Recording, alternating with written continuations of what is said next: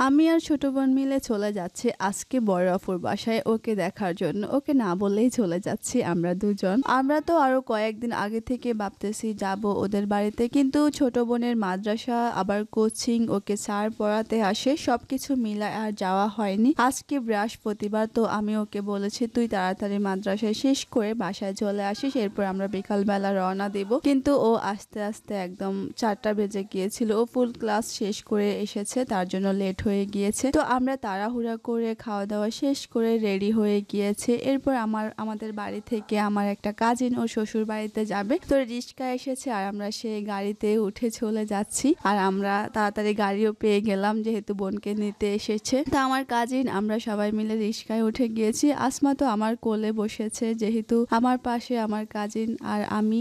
এখন আর তো সিট নাই, জায়গা নাই, তার জন্য ওকে আমি আমার কোলে বসিয়েছি। ও তো আমাকে একদম বর্তা বানায় ফেলতেছে, কি বলবো। তো যাই হোক, আমরা আজকে বৃষ্টি বা মেঘলা দিনে যাচ্ছি কারণ হচ্ছে কালকে আমি আবার শ্বশুর বাড়িতে চলে যাব। তার জন্য আজকে যেতে হচ্ছে, কালকে সকালে আবার বাড়িতে চলে আসবো। আর আমাকে বিকালবেলা চলে যেতে হবে আজারুলদের বাড়িতে। তার জন্য আজকে যেতে হচ্ছে বাধ্যগত বৃষ্টি বাদলের ভিতরে। বৃষ্টি না, মেঘলা হয়ে আছে আর কি। এরপরে তো আমরা কুতুবহাট চলে এসেছে আর এখানে আমি নেমে গিয়েছি। বোনের জন্য কিছু ফল নিয়ে নিচ্ছি, আমার বোনের মেয়ের জন্য, সাথে কলা নিয়ে নিয়েছি। তো সবকিছু কেনাকাটা শেষ করে আমরা আবারও গাড়িতে উঠে গিয়েছি। আমরা এখন আপুদের বাড়ির কাছাকাছি আর একদম বিকাল শেষ হয়ে যাচ্ছে। সূর্যটা দেখো কেমন টকটকা লাল হয়ে গিয়েছে। এখন সে আমাদেরকে বিদায় দিয়ে দিচ্ছে। দেখতে অনেক বেশি সুন্দর লাগতেছিল, একদম পুরো সবুজ গাছের উপরে মনে হচ্ছে সূর্যটা। আমার তো দেখে অনেক বেশি ভালো লাগতেছিল, তার জন্য একটা ক্লিপ নিয়ে নিলাম। তো যাই হোক, এবার কাজিনকে বিদায় দিয়েছি আমি আর ছোট বোন বোনের বাড়ির দিকে রওনা দিয়ে দিয়েছি। আমরা তো চলে এসেছি, এই যে এটা হচ্ছে ওদের বাড়ি। এবার এই তো চলে আসলাম। পরের দিন সকালবেলা এই তো আমরা আবার রওনা দিয়ে দিলাম বাড়ির উদ্দেশ্যে। তো